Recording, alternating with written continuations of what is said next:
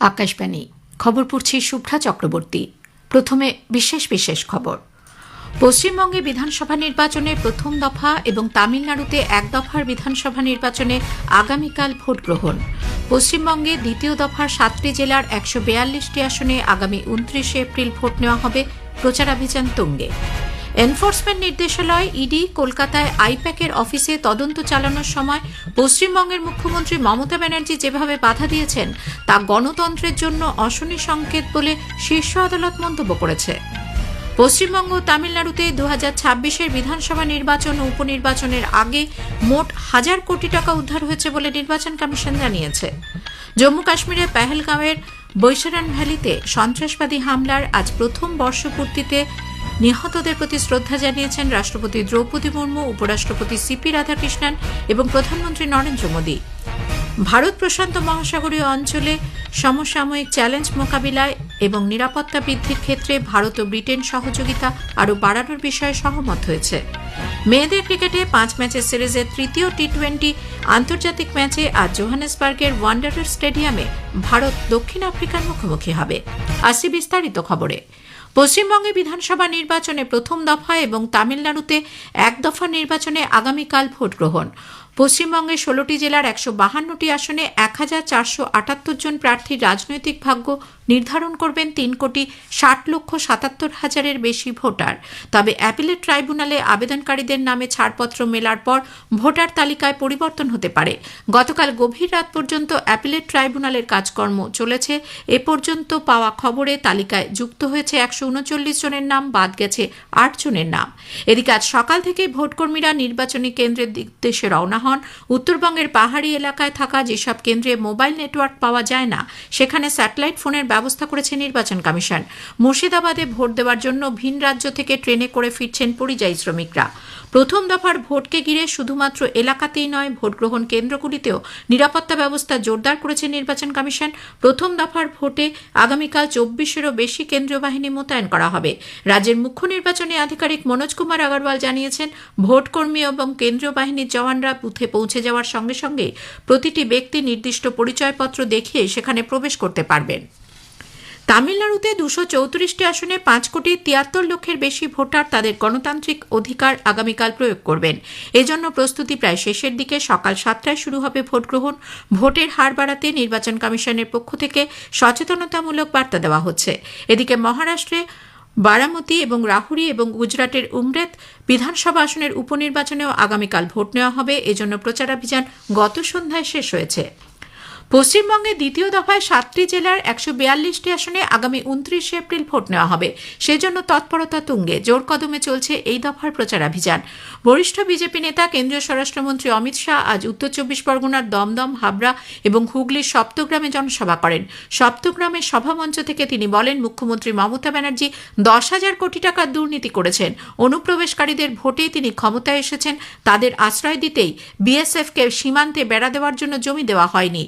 তিনি আরও বলেন, বিজেপি ক্ষমতায় এলে 5ই মের পর রাজ্যে অভিন্ন দেওয়ানি বিধি চালু করা হবে। বিজেপি নেতা উত্তরপ্রদেশের মুখ্যমন্ত্রী যোগী আদিত্যনাথ আজ কলকাতার জোড়াসাঁকো, নদিয়া চাকদা এবং হাওড়ার উদয়নারায়ণপুরে দলীয় প্রার্থীদের সমর্থনে জনসভা করেন। দুর্নীতি, কর্মসংস্থান, শিল্প ইত্যাদি ইস্যুতে রাজ্য সরকারের সমালোচনায় সরব হন তিনি।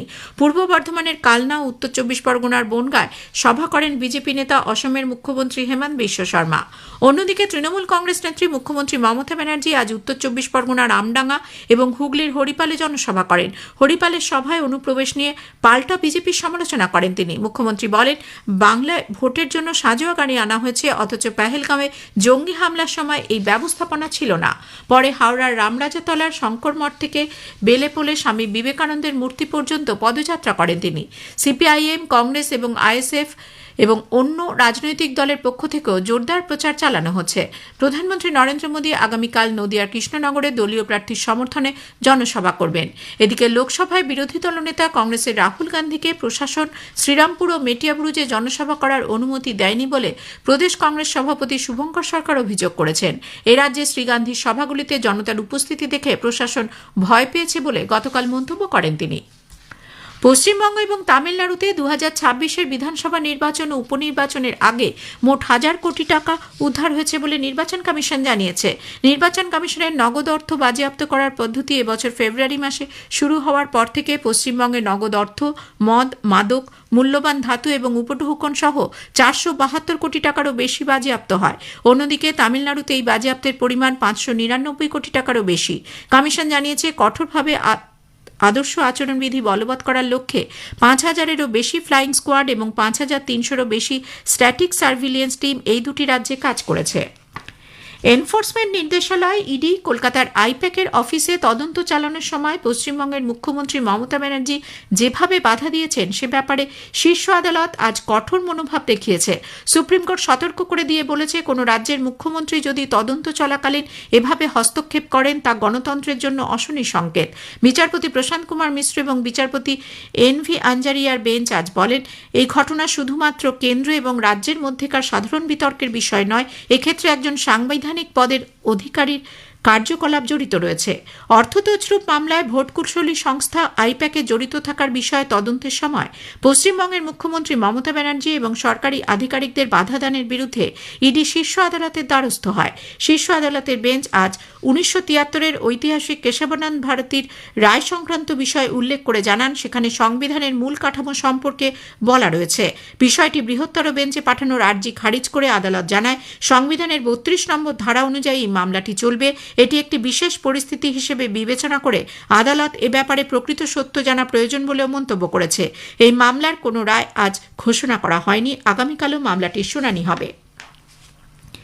বিজেপির একটি উচ্চ পর্যায়ের প্রতিনিধি দল প্রধানমন্ত্রী নরেন্দ্র মোদী সম্পর্কে কংগ্রেস সভাপতি মল্লিকার্জুন খাড়গের করা কথিত অবমাননাকর মন্তব্যের প্রতিবাদে আজ নির্বাচন কমিশনের সঙ্গে দেখা করে। প্রতিনিধি দলে ছিলেন কেন্দ্রীয় মন্ত্রী নির্মলা সীতারামন, কিরেন রিজিজু, অর্জুন রাম মেঘওয়াল এবং বিজেপি নেতা অরুণ সিং। আজকের প্রসঙ্গের এবারের বিষয় গণতন্ত্রের বৃহত্তম উৎসব। নির্বাচন কমিশনের বিশেষ পর্যবেক্ষক সুব্রত গুপ্ত এবং অতিরিক্ত মুখ্য নির্বাচনী আধিকারিক অরিন্দম নিয়োগীর সঙ্গে কথা বলেছেন কাশফির নাহার।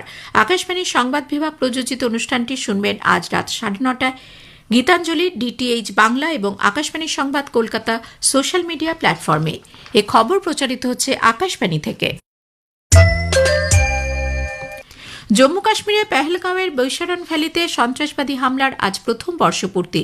গত বছর এই দিনেই পেহেলগাঁওয়ে এক স্থানীয় বাসিন্দা এবং 25 জন পর্যটককে হত্যা করে সন্ত্রাসবাদীরা। নারকীয় এই ঘটনা সমগ্র দেশকে কাঁপিয়ে দেয়। বিশ্বের বিভিন্ন প্রান্তের সরকার এবং আন্তর্জাতিক নেতৃবৃন্দের পক্ষ থেকে পাঠানো হয় শোক বার্তা। ভারতীয় সেনা সমাজ মাধ্যমে ঘটনার ষড়যন্ত্রকারীদের কড়া বার্তা দিয়ে জানায়, মানবিকতার সীমা লঙ্ঘিত হলে তার জবাবও হবে অত্যন্ত সুনির্দিষ্ট।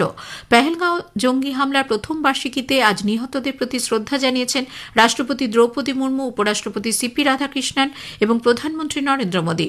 রাষ্ট্রপতি দ্রৌপদী মুর্মু সামাজিক মাধ্যমে দেওয়া এক বার্তায় বলেন, এই জঘন্য হামলায় নিরীহ মানুষের প্রাণ হারানোর ভয়াবহ ঘটনা দেশবাসীর স্মৃতিতে আজও মলিন। প্রধানমন্ত্রী নরেন্দ্র মোদী বলেছেন, দেশ কখনো কোনো সন্ত্রাসের কাছে মাথা নত করবে না। প্রধানমন্ত্রী এক পোস্টে আজ লেখেন, দেশ শোক ও সংকল্পে ঐক্যবদ্ধ রয়েছে। পেহেলগাঁওয়ের ঘটনার মৃতদের স্মরণ করেছেন প্রতিরক্ষামন্ত্রী রাজনাথ সিংও। ভারত প্রশান্ত মহাসাগরীয় অঞ্চলে সমসাময়িক চ্যালেঞ্জ মোকাবিলা এবং নিরাপত্তা বৃদ্ধির ক্ষেত্রে ভারত ও ব্রিটেন সহযোগিতা আরও বাড়ানোর বিষয়ে সহমত হয়েছে। Chief of defence staff general Anil Chauhan তার ব্রিটেন সফরের সময় সেদেশের air chief marshal sir Richard নাইটনের সঙ্গে বৈঠক করেন। উভয় পক্ষই ভারত প্রশান্ত মহাসাগরীয় অঞ্চলে শান্তিপূর্ণ উন্নয়নমূলক পদক্ষেপ গ্রহণের পাশাপাশি সাইবার ক্ষেত্রে বিপদ সহ আন্তর্জাতিক বিষয়গুলি মোকাবিলায় একযোগে কাজ করার বিষয়ে সহমত হন। মেয়েদের ক্রিকেটে 5 ম্যাচের সিরিজের তৃতীয় টি20 আন্তর্জাতিক ম্যাচে আজ জোহানেসবার্গে ওয়ান্ডারার স্টেডিয়ামে ভারত দক্ষিণ আফ্রিকার মুখোমুখি হবে। খেলা শুরু হবে ভারতীয় সময় রাত 9:30টায়। লখনৌয়ের একানা স্টেডিয়ামে আজ আইপিএলের ম্যাচে লখনৌ সুপার জায়ান্টস রাজস্থান রয়্যালসের মুখোমুখি হয়েছে। লখনৌ সুপার জায়ান্টস টসে জিতে প্রথমে ফিল্ডিংয়ের সিদ্ধান্ত নিয়েছে। আজ বিশ্ব বসুন্ধরা দিবস বা ওয়ার্ল্ড আর্থ ডে। এই বিশেষ দিনে ধরিত্রীকে রক্ষা করার অঙ্গীকার নিয়ে নানা অনুষ্ঠানের আয়োজন করা হয়। নতুন দিল্লিতে আকাশবাণী ভবনে এই উপলক্ষে এক শপথ গ্রহণ অনুষ্ঠানের আয়োজন করা হয়। শেষ করার আগে খবরের বিশেষ বিশেষ অংশ আরও একবার। পশ্চিমবঙ্গে বিধানসভা নির্বাচনের প্রথম দফা এবং তামিলনাড়ুতে এক দফার নির্বাচনে আগামীকাল ভোট গ্রহণ। পশ্চিমবঙ্গের দ্বিতীয় দফার 7টি জেলার 142টি আসনে আগামী 29 এপ্রিল ভোট গ্রহণ, প্রচারাভিযান তুঙ্গে। এনফোর্সমেন্ট নির্দেশালয় ইডি কলকাতায় আইপ্যাকের অফিসে তদন্ত চালানোর সময় পশ্চিমবঙ্গের মুখ্যমন্ত্রী মমতা ব্যানার্জি যেভাবে বাধা দিয়েছেন তা গণতন্ত্রের জন্য অশনি সংকেত বলে শীর্ষ আদালত মন্তব্য করেছে। খবর পড়া এখনকার মতো শেষ হলো।